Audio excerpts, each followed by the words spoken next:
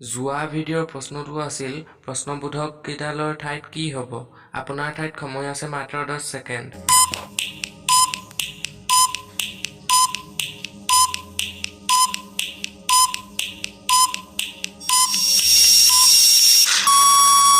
ছয় যোগ 6 সমান 18।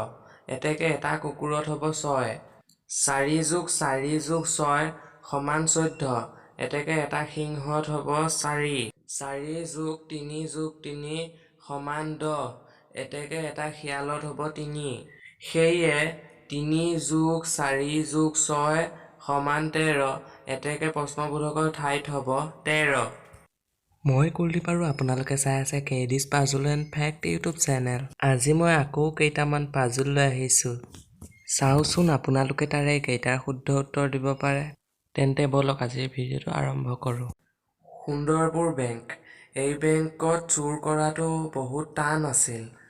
এদিনাখন গগৈ এই বেংকত চুৰ কৰিবলৈ আহিল। বেংকৰ দৰ্জাৰ মুখত বহুতো চিকিউৰিটি আছিল।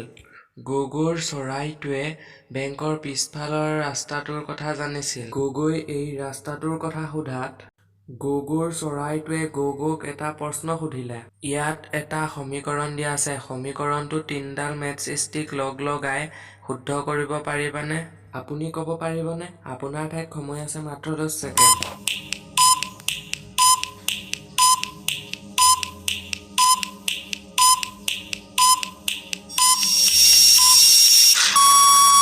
তিনিডাল মেটচ ষ্টিক যদি এনেকে লগোৱা হয় তেনেহ'লে দেখিব যে সমীকৰণটো শুদ্ধ হৈ পৰিছে।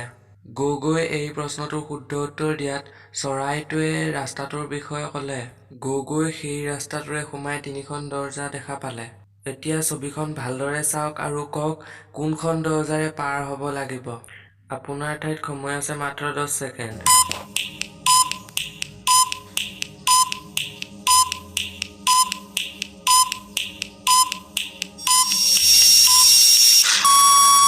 অৰণ্যৰ ৰজা হ'ল সিংহ। এতেকে C নম্বৰ দৰ্জাখনেদি যাব লাগিব। গগৈ সেই দৰ্জাখনেদি সোমাই গ'ল। সেই দৰ্জাৰে সোমাই গৈ গগৈ এটা লেজাৰেৰে ভৰি থকা ৰুম পালে। সেই লেজাৰেৰে পাৰ হোৱাটো সহজ নাছিল। লেজাৰবোৰ অফ কৰিবলৈ এই প্ৰশ্নটো শুদ্ধ কৰিব লাগিব। আপুনি ছবিখন ভালদৰে চাই ক'ব পাৰিবনে কুৱেশ্যন মাৰ্কৰ ঠাইত কি আহিব? আপোনাৰ ঠাইত সময় আছে মাত্ৰ 10 ছেকেণ্ড।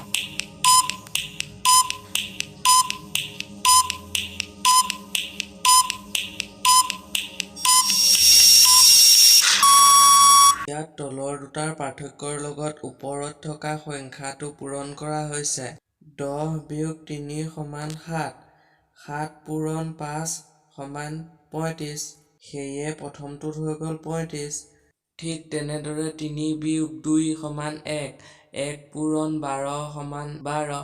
এতেকে প্ৰশ্নবোধকৰ ঠাইত হ'ব 12। গগৈ কোডটো প্ৰেছ কৰিলে আৰু লগে লগে লেজাৰবোৰ বন্ধ হৈ গ'ল। লেজাৰবোৰ বন্ধ হৈ যোৱাত গগৈ লকাৰটোৰ ওচৰ পালেগৈ। কিন্তু লকাৰটো কেনেদৰে খুলিব? আপুনি ক'ব পাৰিবনে? আপোনাৰ ঠাইত সময় আছে মাত্ৰ 10 ছেকেণ্ড।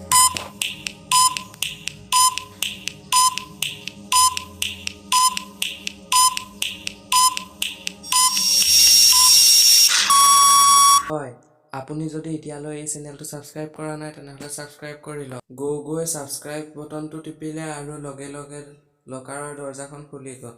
গগৈ লকাৰৰ ভিতৰলৈ সোমাই গ'ল আৰু তেতিয়া দেখিলে যে মেহুল আৰু প্ৰিয়াই তাত গগৈক ধৰিবলৈ আহিল। গগৈ তেওঁলোকক দেখি তাৰ পৰা পলাবলৈ ধৰিলে। দৌৰি দৌৰি গগৈ এটা চিচাৰৰ ঘৰ পালে। মেহুল আৰু প্ৰিয়াও গগৈৰ পিছে পিছে চিচাৰ ঘৰটো পালেহি। ইয়াৰ সুযোগ লৈ গগৈ তাৰ পৰা পলাল। যদি ভিডিঅ'টো ভাল লাগি আছে তেনেহ'লে এটা লাইক কৰি দিয়ক। তেন্তে বলক ইয়াৰ পিছৰ তথা আজিৰ বুদ্ধিৰ প্ৰশ্নটোলৈ আগবাঢ়ো। ছবিখন ভালদৰে চাই কওক ইয়াৰে কোনটো পৰিয়াল দুখীয়া? A নে B? ইয়াৰ উত্তৰটো মই নেক্সট ভিডিঅ'ত দিম। যদি আপুনি পাৰে তেনেহ'লে কমেণ্ট কৰি জনাই দিব।